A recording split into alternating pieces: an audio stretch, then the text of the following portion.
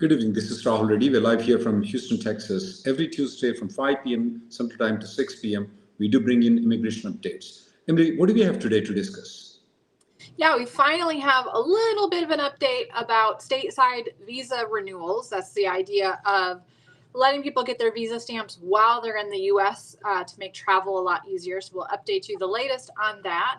Also, the U.S. mission to India has proclaimed that they've met their goal of issuing over 1 million visas this year. What exactly does that mean? How does that compare to previous years? We also want to talk about the issue with advanced parole renewals taking forever to process, and there's no automatic renewal like there is for an EAD. So if you have your AP pending, what can you do to travel? What are your options? And lastly, if you have an EAD based on a pending 485, can you start a business? What can you do? What can't you do? What should you be aware of in that situation? Emily, I didn't hear any headline news anywhere, no press statements on the visa renewals. Where did you get this information that they are going to start visa renewals? That means that those people who have the passport visa expired and they have extended their H4 and L visas in particularly, you said, they will be starting doing in United States. Where did you get that information from? Yeah, so, this came about, I think the first we heard of it was in the summer of 2022 at an American Immigration Lawyers Association conference. Some representatives of the State Department said they were toying around with the idea of bringing it back. And then it's kind of been radio silent. But there was no announcement, but there was just a post on the U.S. Embassy in India's website where they were talking about their goal of issuing 1 million visas. It's a tiny little footnote where they say specifically early next year, the mission plans to implement a pilot program that would allow domestic visa renewal for qualified H and L category employment visa applicants. It's just one line. No more information. They had previously said they wanted it kind of by the end of this year. So it looks like it's a little bit delayed, but at least it still seems to be on track that they are planning to go ahead with this. Can you glean anything from it about who might qualify? Do you think anyone who's going for H or L stamping can qualify, or is it just certain people? I think so. It's going to be only certain people, Emily. It's going to be a pilot program. That's what they said. So most probably it's going to be the people who are H1, H4, L1, L2 visa people. When they are extending the status, though, because they are saying that H or L renewals, though, it doesn't state that it is actually a change of status also. They only said it's going to be visa renewals. So for example, if a person is an F1 visa and converted to H1, it doesn't look like they will be eligible in the pilot program based on the one line reading that I can see. It's going to be only if the person has already got the H1B stamping, either India, Mexico, Canada, or whichever country it is, and they are extending the H1B visa, then they can go for the H1B extension passport stamping here in the United States. Instead of doing in the drop box in India, they will be doing here. And also the same thing is for L1 and L2. That is the expectation that I have, that they will start pilot programming within the United States. Now, could it be that it's with the same company or is it with a different company? I'm expecting that even if it's a different company also, as long as it's the H1B extension or H4 extension, L1 or L2 extension, they would be doing the passport stamping here in the United States. Of course, you started immigration practice in 2005. I've been much older than you are. At that point of time previously, before you started, Emily, we used to have this passport stamping. We used to send the passports to the Washington, D.C. We used to send it in FedEx going and FedEx coming back. Why FedEx coming back? You let them mail, they're going to mail it in USPS, which we don't want them to mail.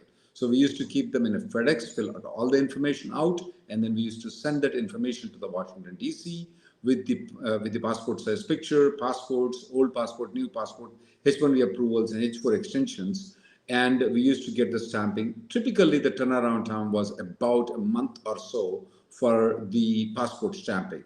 And we used to only get it for extensions of the H1, L1 extensions, L2 and H4 extensions, not for change of status. So for those people who were anticipating that, okay, we're going to get it for change of status, definitely seems to be disappointing right now. But however noted though, Emily, that they said it's a pilot program. That means that they most probably may expand at a later date to the people who are applying for a change of status, especially from H4 to H1 or F1 to H1. They may do that at a later date. But looks like in the next 1 year, they will probably be only doing the extensions of the visas. So now, what does early next year mean, Sandy? Well, year means financial year starts from October 1st for the USCIS. Now, does it mean October 1st, which is already there, or is it going to be January 1st only? Yeah, that's a good question. And I was wondering that when they were posting all these statistics about how many visas they did in 2023, did they mean for the calendar year 2023, which isn't over yet, or the fiscal year, which did end last week? So I think that they're referring to actually calendar year, meaning January at the earliest, because they did not specify fiscal year 2024. They just said 2024 or early next year. I think they would have been more specific if they were really talking by the end of this year, because that would really be helpful to a lot of people wanting to travel for the holidays, I think. So maybe they're not planning it till January. Let's go to the second topic, Emily. Now, with regards to 1 million visas issued, though, that's a record-breaking thing. They issued the statement on September 28th. Most probably that's a financial year, which ends in September 30th. That's what I'm assuming. That's a good achievement they did. But at the same time, for the visiting visa, there is a backlog of more than 1.5 to 2 years to get an appointment for visiting visa there.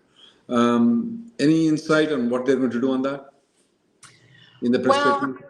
Yeah, they have been kind of utilizing remote work from other consulates to try to get caught up. And they actually claim that they processed 20% more than they did in pre-pandemic levels, which sounds good, but it's still not enough to get through the backlog. And they didn't say whether they're going to continue on this pace in the future or if they were just trying to get through that many for this year. We've definitely had a lot of problems with visa stamping ever since COVID, and this is some progress. Hopefully it continues. Yeah, I see that they are expanding the consulates in United States, especially in Hyderabad. They're expanding the consulate, which they already have it. They're also, I'm assuming that the extensions, if they start stamping within United States, that may free up the consulates in India, particularly because 60% of the H1Bs come from India. So if they take off these people who are going for extensions, then most of the people will probably choose the stamping in the United States. That will ease up the pressure on the consulates in India.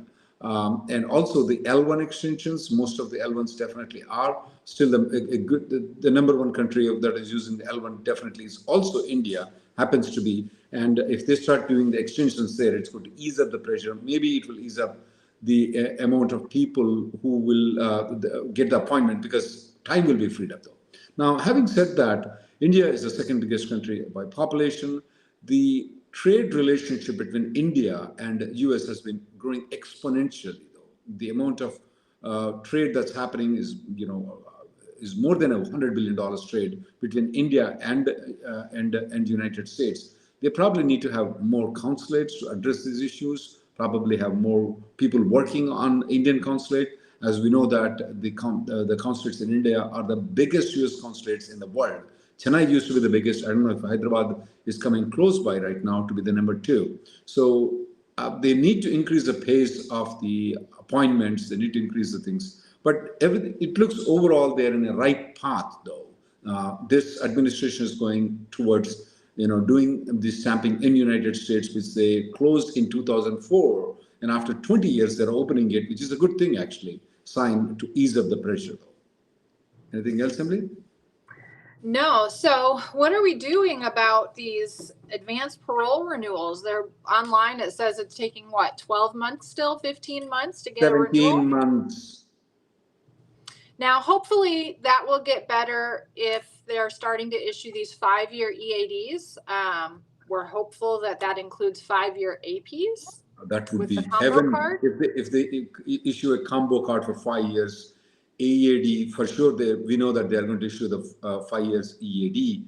But if they just combo the card into advanced parole and issue the 5-year advanced parole, most of the problems for the people who are waiting for the adjustment of status will be gone.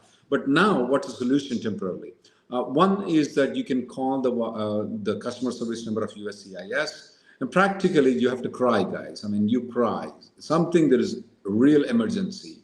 In India, somebody's sick, somebody died. Those kind of situations, they may accommodate you and tell you to come to the local office. Now, they may only give you a temporary advance parole that's only valid for a period of 1 month, not more than that. So that's one thing that you can look into.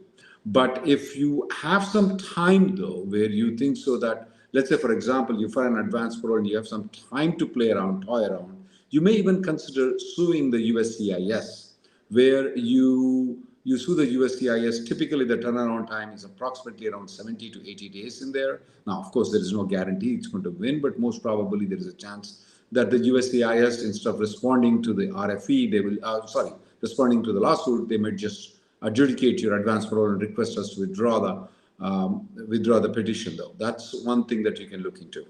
Emily, what about can they just go for the H1 or H4 or L1 stamping? Yeah, that's the other thing I was going to say. One of the few benefits of continuing your H1, H4, L1, L2 status, even though you've got the EAD and you're in adjustment of status, is because as long as you've continued to maintain your H or L status, you can travel on H or L without having an advanced parole, and you will not abandon your 485. That's not true for any other visa categories. Only H1, H4, L1, L2 qualifies for that. And with Dropbox options, visa appointment availability better for these H and L visas, it may be necessary to just go for stamping instead of using the AP. Of course, if you travel while that AP is pending, after the current one has expired and you do get the H or L stamp and come back in, you're going to have to refile the advanced parole because they would deny that for abandonment as well. But at least your 485 would be fine if you're in one of those statuses and decide to go for visa stamping. Can you start, I'm an AOS EAD, Emily. Can I start my own business, though? I'm the primary applicant. I will keep the job with Microsoft. Let's say Microsoft filed my 485 application. I'll keep the job with Microsoft. On the side, I want to open a business. I want to open a restaurant. Is that a problem? No, not a problem at all. So your 485 continues based on the job offer that you have from your main job, Microsoft, for example. And the EAD is not tied to a specific employer. It's not based on your job at Microsoft. It's just based on the fact that you have a pending 485. So you can use that EAD for any kind of work. You can use it for your work with Microsoft, but also for any kind of side gig that you want to do, including starting a business. No problem with that at all. You can get salary from that business. You can take profit share from the business. As long as you're filing your taxes and doing all those sorts of things, it does not have any negative impact on your 485. In fact, I do see a lot of people doing that on the AOS EAD, having their own side business. There's absolutely nothing wrong with it. So let's go to questions, Emily. All right.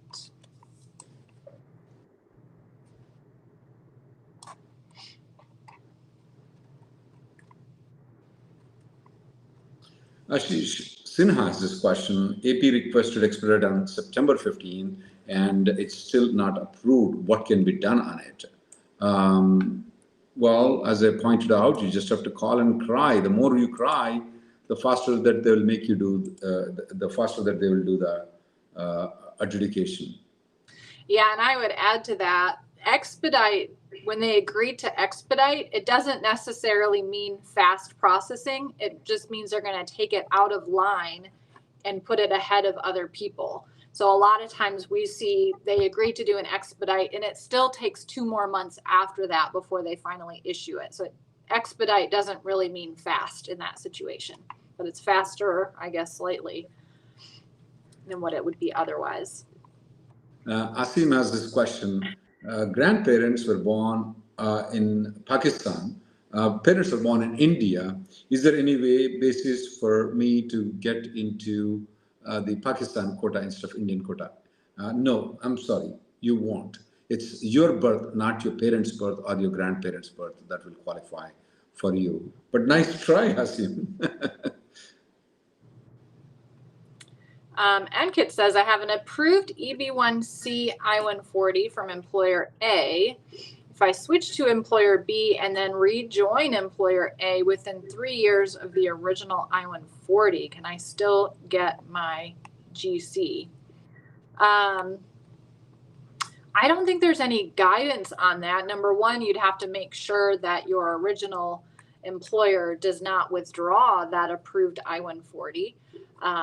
I don't think once it's approved that there's any specific requirement that you continue to work for that company. It's just, do they have the job offer for the permanent position available to you at the time of filing the 485?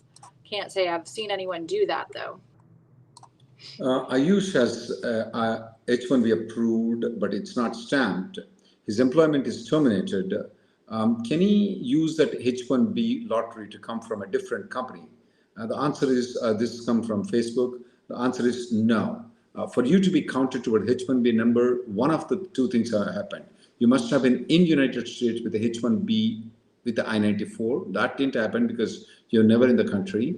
And the second thing is that you must have, or it's not and it's or. If you must have got the H1B stamping in the passport, which you did not get it. Since you did not get either of those things, you are not eligible for the H1B. You will have to go through the lottery system. Sunita says, I applied for the H4 extension and H4 EAD on time. My H4 status expired September 5th, but now the extension has been approved on September 11th. I got my approval notice. Will I get the EAD auto extension?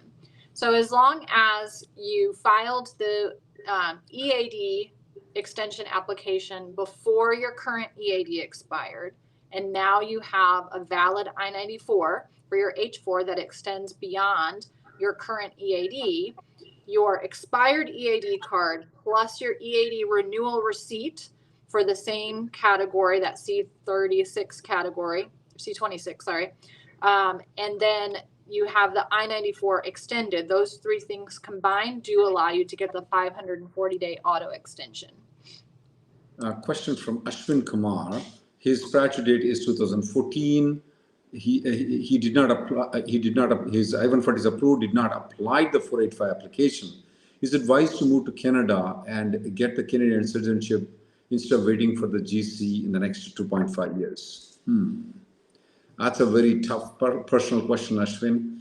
I am leaning of going to Canada, but I don't want to deal with immigration lawyers in USA for a long period of time. I am leaning towards, but it's more personal choice, Ashwin, how you want to deal with it. Jai says, I received the medical RFE for my EB3 2 years ago, replied to it right away. The case status was never updated. Should I get it rectified or file a new one with the priority date of May 2014? We see many times where the online case status does not update after an RFE response, specifically where the 485 had been transferred to a local field office. So if you got that RFE from a field office and you replied back to the field office, you probably won't see any updates going forward on your 485. You can call them. They won't do anything about it because the customer service is not at the field office. So I don't think there's anything that you need to do other than keep documentation proving that you did respond to it, just in case they for some reason didn't get it, but most likely they got it and they just didn't update it because it's at the local office. Tarakesh from YouTube has this question. Age-out kids, F1 is taking a long time while it's pending. Do we need to have a bridge visa? The answer is no. You don't need to have a bridge visa. USCIS came out with a new policy that you don't need a bridge visa as long as the F1 is filed properly before they turn 21. The other thing is that, Tarakeshwar, recently the USCIS is allowing the premium processing for F1. You don't technically need it, but I'm just telling you that option is there for you to convert a change of status to F1 into premium processing. Praveen Kumar has a question on the same lines. His daughter is turning 21 in 2024. She's on GCEAD. her age is locked in CSPA, that is Child Service Protection Act, which Praveen knows what it is, and we know what it is. Does she need to do J1 visa? No, she doesn't need J1 visa. EAD is enough for her to go to J1 visa. Most probably the next EAD extension she's going to get for 5 years. That's even better for her. If she doesn't get the green card when the priority date becomes current, but just in case, she will get the 5 years EAD next time. She doesn't need J1 visa. I won't recommend J1 visa for her at all. Ben House says, can you talk about EB2 NIW for country of birth India with a 2023 priority date? Is it worth it, or should I try for EB1? There's a few scenarios where it might be worth it. For example, if your current employer has not started the regular EB2 or EB3 process, you don't have a PERM in place, and you need to be able to extend your H-1B beyond the 6-year limit, it can be helpful for you to just go ahead and get your own EB2 NIW approved so that you can extend beyond the 6-year limit. Same thing goes, even if you're not at the 6-year limit, if you're married and your spouse wants an H4 EAD and your company's not ready to start the process, you can file on your own so that your spouse can get that work authorization. But beyond that, obviously EB1 is going to be the better option in terms of faster filing of the 485. So if you already have an EB2 in place and it's already been approved for more than 180 days to where you're not at risk of losing that priority date or losing your ability to extend your H1 or an H4 EAD, I don't know if I see a lot of reason to get the NIW. Edward has this question. His employer, he got the green card through employment-based petition. And after he got the green card, he already worked for that company for 1 year. And he's intending to quit the company, and the company is threatening that they're going to take the green card out. Absolutely crap. They cannot take your green card, period. That's it, Edward. They cannot take the green card. Absolutely, they cannot. They do not have any authority.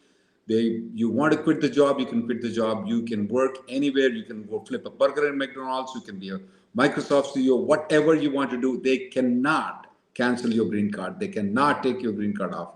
It looks to be very intimidating. This employer needs to be complained to the USCIS with the threats what they are making. You may want to complain about this company to the USCIS. Is Mahir Korapati, is the third lottery going to happen? Is it very high chances? Yeah, very high chances. We will come to know probably in the month of November. We are expecting a third lottery though. Clevy26 says, last entered the U.S. as an F1 in 2014, changed status to H-1B in 2018, have been on H-1B ever since. Can I extend through stateside visa renewal through the pilot program? We don't know yet for sure, but our guess is probably no. We think that because it's a pilot program, they're going to limit it to just people who've already gotten their first H-1B stamped in their home country or outside the U.S. and are just renewing in that same category, but not people who entered on F and then did a change of status. Can I enter USA and H4 through automatic revalidation? H4 is valid until 2026. My previous entry was an advanced parole expired and extension in progress. I'm assuming the automatic revalidation, you're going to only use it if you go to Mexico or Canada. If that's the case, though, I don't see any problem in you using the I-94, which is not expired, as long as your spouse is still maintaining the H-1B status. It still has the H-1B approval. Prem says, do you think the EB2, EB3 India will move to January 2013 this year? I don't know. The hard thing is we don't know how many people are still left that are pending. We don't have the number of visas the green cards that were issued yet for the fourth quarter. The best thing that we can look at is the visa bulletin, which is the filing dates chart, which does not get to 2013. That usually the filing dates chart, when they give it in October, that's their prediction of where the final action date will move to by the end of the fiscal year following September. And right now that's May 2012 for EB2, August 2012 for EB3. Vishwas has this question. He has a H1B expiring in November 2023, EAD and AP expiring in November 2023. Can I apply for EAD AP extension without waiting for H1B extension? Absolutely, you can. No problem, none whatsoever at all. Even though your H1B extension has not been filed, you should file. And you should not delay though. It's expiring in November 2023. That's 1 month. You should file it this week. And you can file it by you. I mean, you can always contact our office, even though we are not the lawyers. We can always help you out, file the EAD and AP extension for you. Puneet says, we were discussing last time about working on H1 and GC EAD simultaneously. The read in other places, this is not allowed. It's not allowed. I don't think we said that. If you do use your GC EAD, you are no longer in H1B status. So going forward, you're using your EAD for both jobs. If you want to work for 2 companies at the same time and maintain your H1B status, the second company needs to file a concurrent H1B.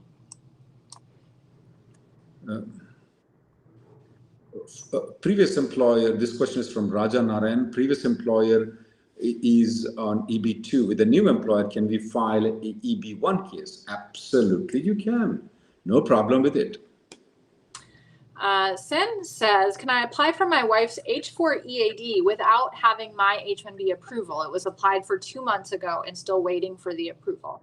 Technically, yes, you would just provide your receipt notice for that H1B extension, but you are risking delaying her H4 EAD if they don't use their brain and don't decide to look it up themselves and send a request for evidence asking you to send that approval notice. So you may want to consider upgrading the H1B to premium, getting that approval, and then filing the H4 EAD. But technically, you can file it that way. Naveen from Facebook has this question. He has filed 485 in March of 2023, and his case remains pending, and his priority date is correct, though. Since there's 2 things, priority date and processing time. The processing time is way behind, so if you want to raise a service request, they won't allow it. But you never know. They may just get an approval. You may contact the congressman saying that, hey, I've been waiting for the green card for 2011. I still did not get the green card. You can try that. But if you raise a service request saying that your 485 has been filed in March 2023, they will just answer saying that it has not reached the processing time yet. So you may want to wait. I mean, there's nothing else you can do other than just contacting the congressman to see if that luck will work out. Chintan says, do we need to send original approvals to USCIS during the I-485 application? No, the only originals you have to send to USCIS are the medical exam and your photos. And every once in a while, they might want certified copies of certain documents, but generally no originals are needed.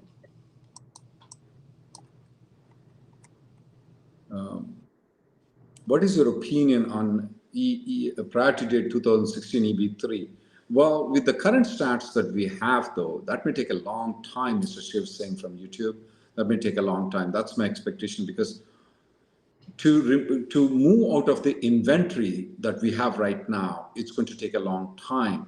So I want you to plan in such a way that you're going to be in this country without a green card for a long period of time. What is long period of time? Yeah, it may be probably 6, 7, or even 10 years for you to get the green card if your priority date is 2016. Vishwa says, I have on H1B that is expiring November 2023. Also have EAD AP expiring in November 2023. Can I apply for my EAD AP extension without waiting for the H1B extension? Yes, no problem with that at all. The only thing you need to extend the EAD AP is proof that you have a pending 485. It has nothing to do with your underlying H1B status. Vikram is asking very interesting suggestion. It's not a question. Does Democrats or Republicans or anyone else can do anything to clear the EB backlog? Many bills come and go, but nothing happens. So much talk on illegal immigration. No one talks about legal immigration. You're absolutely right. Nobody talks about legal immigration. In the main immigration debates, they always speak about the unlawfully present in this country. They don't speak about legal immigration. Why? Because you guys don't cry loud. They cry louder. You don't. As you know, survival theory says that the crying baby gets the food from the mom first. I mean, that's what they do. And you guys don't cry, you don't contact the congressman, you don't send letters to the congressman, you're relaxed with the luxurious money that you are getting in and living in nice houses and luxurious cars. But you don't have time to contact the congressman. You don't have time to cry, except when you come to this show, and of course you do, but we expect you to also contact the congressman. We do give the contact of the congressman. We draft letters for you guys. We keep it at the below the link, but we don't see the participation of those things. But when it comes to the DACA kids, the kids that we call as dreamers though, look at the way they contacted. They had all the kids write the letters continuously to the congressman, continuously to the senator, continuously to the administrator. They got 1 million green cards though. What we are proposing it right now is Congress is divided right now. It's very tough for us to get anything in the Congress. So what we are proposing is to write the letter to the administration, not count the family members at all in getting the in giving the green cards. The second thing what we're suggesting is anybody whose I-140 is approved, if not at least whose I-140 has been approved for more than 1 year, should be allowed to apply for the employment authorization and then give them the 5-year employment authorization and renew it every 5 years. Then you don't have to, I mean, the pressure for getting the stamping, EAD in advance parole, of course, the pressure of getting the stamping outside the country, the pressure of going through going through the transition of the jobs at all the times will be reduced. So those two suggestions we have given. We want you to write the letters, have every friend of you, every family member of you write the letters to them. And especially if there are any teenage kids who are aging out, if they write the letters to the congressman, that will really help us. And the main issue is that these fat Indian guys making tons of money, why do we need to do any benefits? And that's one concept.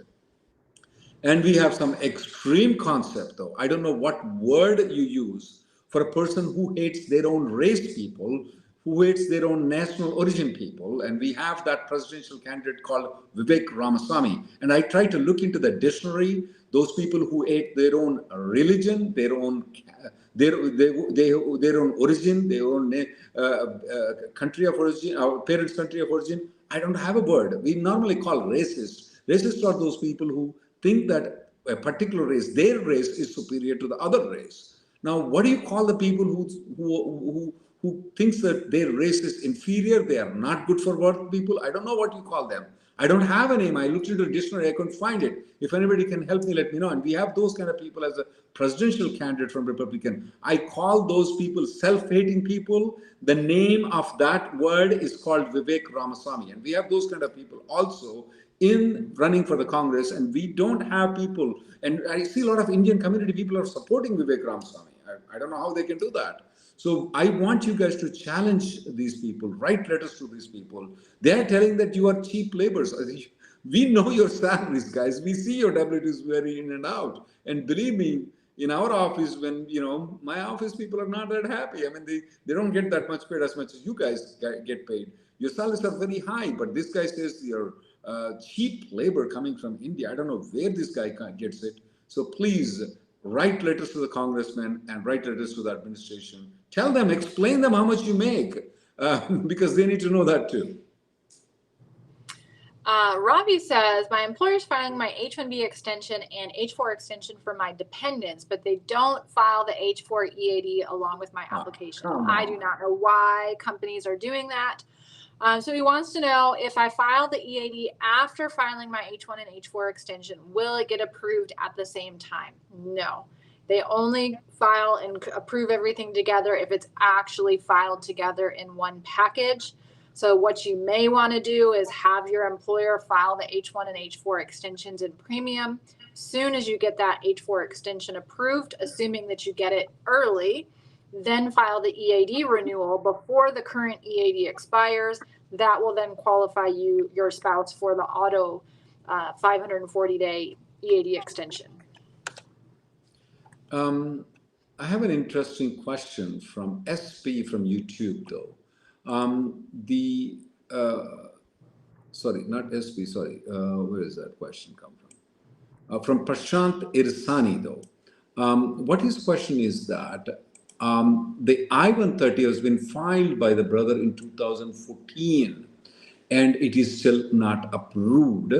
And I-130 is still pending. Hopefully, though, based on the list, he expects the I-130 to be approved in 2024. As per the CSPA rule, will his child be deducted for 10 years because the I-130 is pending? You are spot on right. Since the I-130 has been pending for more than 10 years, that much time period will be deducted from your son's age. So he will be deducted from son's age, which is a good thing. Actually, for the family-based F4 applications, we don't want the I-130 application to be approved soon. We want to be approved way later on, though. So yes, that is a good thing, that the things will be 10 years will be deducted from your son's age because of the I-130 pending. But one problem I have is that the priority date for F4 visa for Indian nationals is still stuck in 2006, though, which is a long time. So we don't know whether your son who is 15 is going to qualify or not, but we can just tell that the 10 years will be deducted from his age. Haritha, another Child Status Protection Act question. Priority dates in 2017 and kid is turning 16 and in fear of age out. What are my options? We talked a little bit about this last time, but possibly the EB5 category, which seems a bit extreme, obviously requires a lot of money.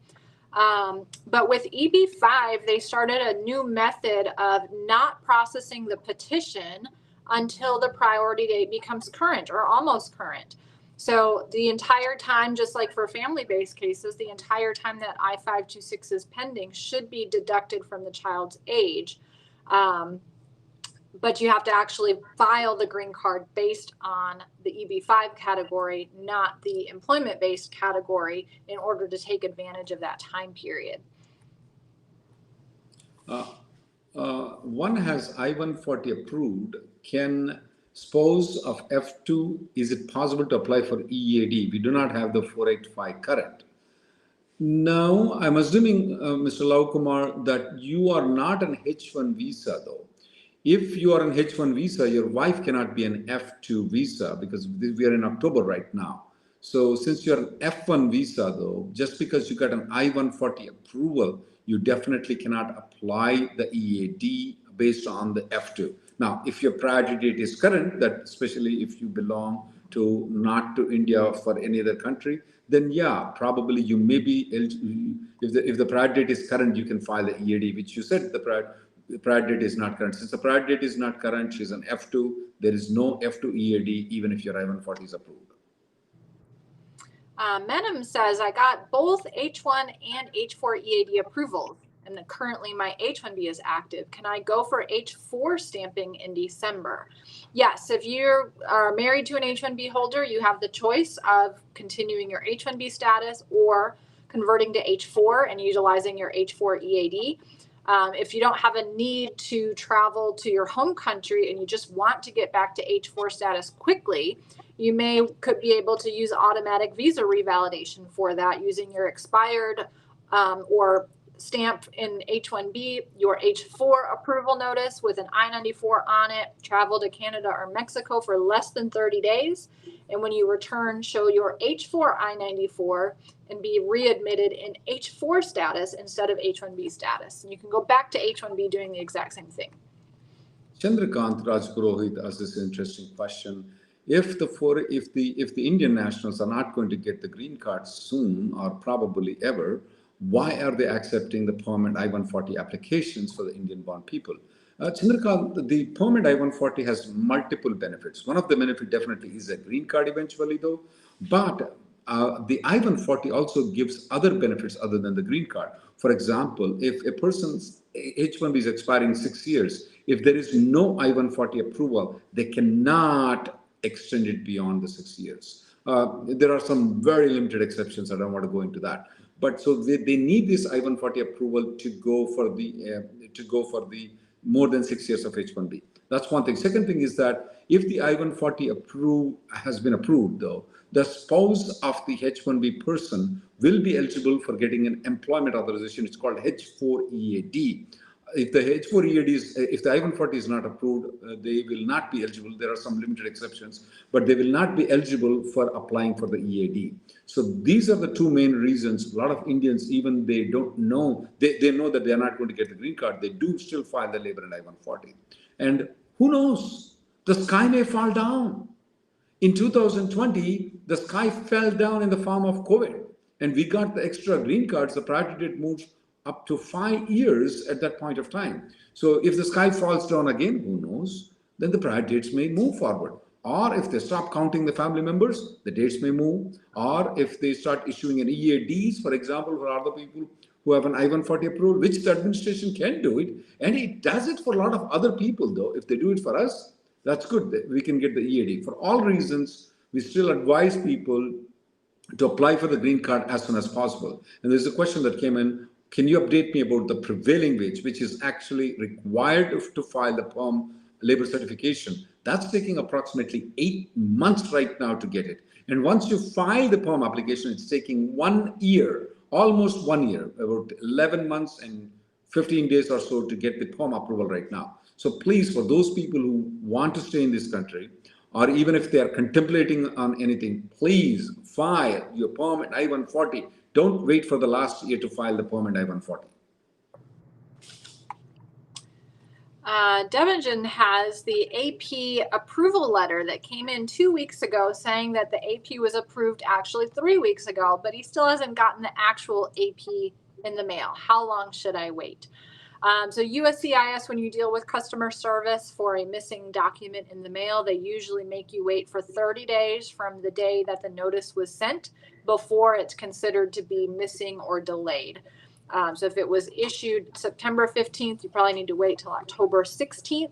Then you can either call customer service or submit an e-request for a failure to receive a notice in the mail. Okay.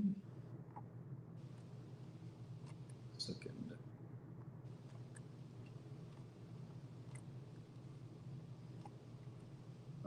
Can we enter Mexico with expired H-1B visa? You may want to check with the travel agents of Mexico, though. We know that when you go the land border, they do allow it. When you fly to Mexico, they don't allow it, though. That's the knowledge that we have. You have to check with the Mexican travel agents whether that's allowed or not. Shashikant says, I have my PERM awaiting approval. Priority date is November 4th, 2022. So it's been almost pending for 1 year. Filed during the 5th year of H-1B, and my 6th year of H-1 ends January 10th, 2024, just around the corner. Should I wait for the PERM approval or go ahead and get the 1-year H-1 extension? Well, right now we are seeing PERM approvals for cases that were filed in November 2022. And because your H-1 is still valid until January, you have a little more time to wait. You could, have your company start preparing the paperwork for your H-1 extension, get the LCA taken care of, provide all your documents, and then see if the PERM gets approved so that you can also get the I-140 approved. That's really what you want, is to get both the PERM and I-140 approved and then file the H-1B extension before January 10th. That is doable. So you may want to wait a little bit, but if it gets, much longer, if you're getting into November and your PERM is still pending, or maybe it's audited, once it's been audited, then, go ahead and file the H-1 extension, only requesting 1 year at that point. Can adjustment of status be denied based on medicals, assuming I'll be 60 years when my priority date is correct? No. I mean, if you're thinking just because you're 60, your medicals are going to be negative, absolutely not true. Absolutely not true. If your blood pressure is high, if you have some heart issues, that is not an issue for you to get the green card. What they're looking is anything where you can give the disease, contagious diseases. So for example, TB, AIDS, and certain other things, hepatitis, these are the things what they are looking at. But typically, just because you're 60, no, absolutely not a problem. You're fine. No problem with it. Pradeep says, do I have to keep renewing my advanced parole even if I'm using the H-1B? Technically, no, but we highly recommend it. Number one, there's no filing fee for it. Hopefully, number two, it'll start being issued for 5 years. We don't know yet. But the main reason is, what if we have another Trump, or Trump comes back? Do you remember he blocked H and L visa stamping? You could not get an H or L visa during the Trump administration because he claimed it was hurting the economy, and you had to get a special exception. But guess what? If you had an advanced parole, you could travel. So it's always good to have two ways to travel. Always good to have the EAD and AP, even if you're going to stick on the H-1B. Edward has this follow-up question that how long does he have to work, a person has to work after getting the green card? Nothing. There is a USCIS memo which clearly says that your working with that company is completely irrelevant in you getting the green card. It's only the job offer that is getting the green card.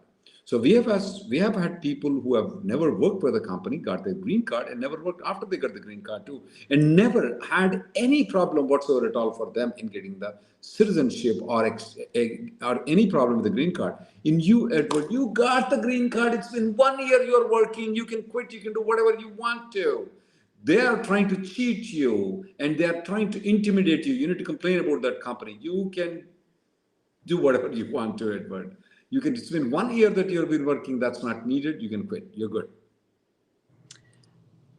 Chandra Banu says, a prediction on EB1 India for the fiscal year. Will it reach February 2022 date for final action by the end of this fiscal year? I don't think so. I don't think there's any chance of that. The only reason EB1 India had been current the last couple of years is because of COVID and because of the family-based spillover. Go back to the September 2019 visa bulletin and see how long EB1 India had been backlogged. We're back to then. We've gone backwards. So we're lucky if it's going to get to 2019 by the end of this fiscal year, but definitely not 2022. PS has this interesting question. When filling out the DS-160, I'm not married. My wedding is next month. Can I apply for the H4 visa? Yeah, we have seen a lot of people because of the delays in the processing in getting the appointment. We are requesting people to file it for the H4 visa, even though you're married. But on the day of the visa interview, you must be married, though. Not that, okay, you apply in October, and let's say you're getting married in November, or let's say you're getting married in December. If your appointment is November, that's not right. By the time you go for the biometrics and by the time you go for the stamping, you must be married. But yeah, you can file way before you get married. We always recommend people doing that. San says, I'm on L1B working for employer A, got an H1B approved with employer B, and that job is getting delayed. Now employer C offered me a job. Can I take that and do a transfer? So it kind of depends. If your H-1B was approved as a change of status that began on October 1st, you're no longer authorized to work for employer A. You should be working for employer B, but if you're not, you may be able to utilize the 60-day grace period to file a transfer to employer C by November 30th. Really depends. If your H-1B was approved for consular processing, then no, it's not possible because you're not actually counted in the cap yet.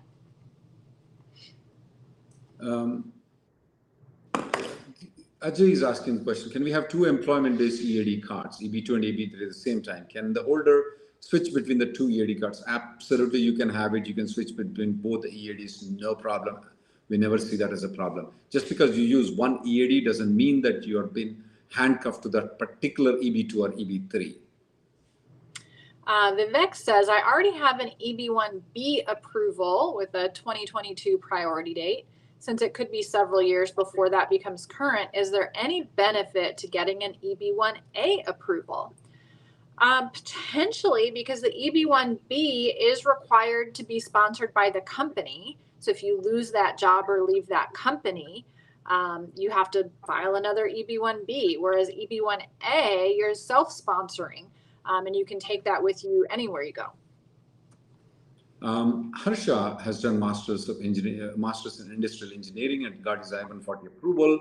He's currently pursuing an MBA, and then he wants to switch the industry domain to MBA. Yeah, you can. Once you get an MBA, if you can switch to MBA job, and you can have the you can have the permanent I-140 filed again, and you can port the date of the industrial engineering I-140 to the MBA. Absolutely not a problem. SB says, will it affect an I-485 application if we change the visa status from the visa we had during the application of the 485? Maybe. It depends. So I'll give you an example. Let's say your 485 is your based on your parent. Maybe you are 18 years old and your parent was sponsored by their employer. So you're the derivative and you're on H4. Now you're going to college, you want to change status to F1, but you've got that 485 pending. Changing from H4 to F1 as a derivative does not have any impact on your pending 485. Now that's a different story if maybe you are on H1 and you're the main applicant and you want to stop work altogether and go back to school and you file a change of status to F1. Well, now you no longer have a job that's supporting your 485. The 485 is based on a job offer. If you don't have a job offer because you're quitting your job and going back to school, that is going to impact your pending 485. So it really depends on the situation. Anand is on O1 visa, is contemplating if he should move on to H1B, but for a better permit for his for him and his family. Yeah, it would be better if you move on to H1. You do have the H4 EAD option, especially if you have an I-140 approval. And also there may be some issues with regards to the O1 extension stampings are coming into the country if you have an I-140 approval. So I would suggest moving on to H1B would be a better idea though. Kambampati says, my H-1B petition got approved with employer A, but they're not willing to share the copy of the approval notice. But now I have an offer from employer B. Can I transfer to employer B? Really depends on the situation. Let's say your H-1B is a cap subject H-1B and employer A only filed it requesting consular processing. There's no new I-94. Your status didn't change to H-1B. In that situation, you can't transfer that to company B because you're not counted in the cap until you've got the stamp or you've activated that H-1B with company A. If it's a different situation where maybe you've been with a company A for years on H-1B and they filed your last extension and now they're not giving you the copy of that, that may still allow you to transfer. You would want to provide the receipt number and the printout from the USCIS website showing that it's been approved and ask them to look in their records for the copy of it. In the meantime, you can do a Freedom of Information Act request to get documentation of that approval as well. So you'll have it in the event there's a request for evidence. Raghu has this question: how soon can I get one can get a green card and the child is right now already in USA on F1? If you are from India though, the waiting time seems to be almost 6 years right now to get the green card. There is a good chance by that period of time that your child might be aged out. That means that he becomes 21, he will be kicked out of the application. There are some exceptions available if the filing dates are current, which is actually about 4 years waiting period. So very unlikely seems to be that your child will be getting the green card along with you if you come on L1A visa right now. Emily, I have another problem with this L1 visas though. Now H1 visas can extend the H1Bs based on the I-140 approval. These L1s, and they don't have that option right now. Yeah, we typically, for my companies that use Ls and have people from India, as soon as they get here on L, we start putting them in the lottery every year to try to get them on H as soon as we can. We might not activate the H1 right away. We file it consular processing, let them continue on the L, but at least they've got that locked in to where they can take advantage of the H in the future once they have their I-140 approved.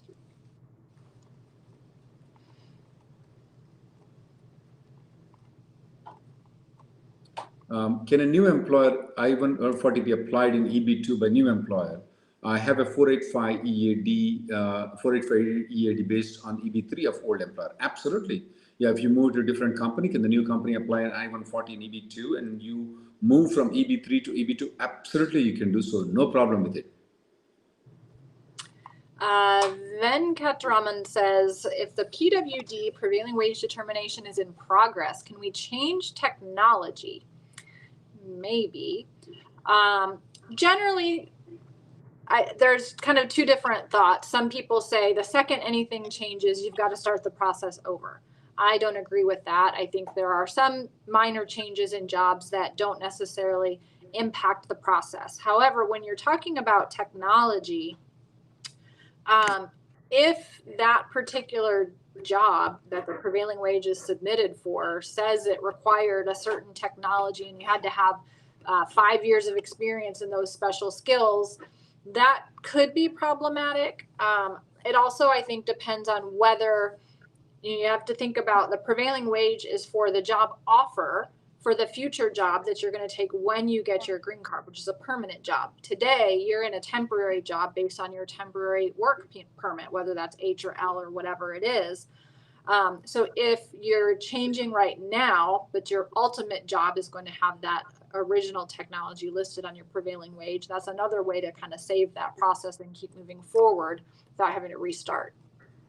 Deepak has this question. His I-140 has been filed. So if he moves to a different company and the company does not withdraw the I-140, can that I-140 be approved? Can it be used by the candidate? Yeah, the I-140 can be approved even though you moved out of the company. If the company does not withdraw the I-140 for the next 180 days after it's been approved, you will have lot more benefits though. So definitely, if you're leaving the job, if you can request, pray, beg, borrow, whatever you do with the employer to make sure they don't withdraw the I-140 and they don't withdraw it for about 180 days after it's been approved, you will be in much better shape. Whether or not you're working for that company right now, whether you leave the company is not going to be any problem. Even after you leave the company, they will still approve it. So if you're already working, I would suggest, Deepak, first do the premium processing. That's one thing. I would suggest not move out of the company. And if you have to move out of the company, you still do premium processing and request them not to withdraw. Swami says, will USCIS keep incrementally moving the filing date for EB2 before issuing all of the applications that were until January 2015?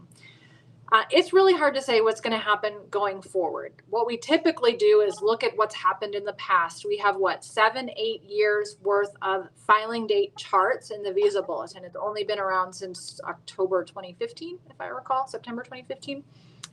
Up until this point, they were moving the filing date typically in October, and then we didn't really see much change in it until the following fiscal year. There were a couple of months where they'd let us use it and then they turn it off. This year, I think, is completely different. They're going to do something that they've never done before because they screwed up so badly in October 2020 with moving those dates the way they did, not contemplating that people were going to downgrade like they did. And that's just thrown everything off for all these years and going forward. It sounds like they're trying to keep the approvals within quarterly targets. So maybe we'll see some movement after the first quarter, depending on how many applications they're able to approve within the quarterly limit. So I think this year, visa bulletin movement is going to be different than what we've ever seen before in terms of filing date charts. Asked if Zavid has this question, is it possible if the company can apply the green card even if the person is not working for that company? The answer is simply yes, Asim. It is possible, absolutely possible. You asked the same question again in this one, whether the grandparents' birth country will control you. No, it's your country of birth, Asim. Your grandparents might be born in a different country. It won't matter for you. You still, if you and your wife are born in India, you will be considered to be Indian for the purpose of the green card, though, not your grandparents. But yes, a company, even though you're not working for the company, they can apply for the green card for you. All right, well, I think we are out of time for today. Thanks so much for joining us. Remember to click that subscribe button on YouTube so that you get notified whenever we go live and have any updated videos. And you can also set up an appointment with us or any of our attorneys at Reddy Neumann by going to rnlawgroup.com. Thank you very much for tuning.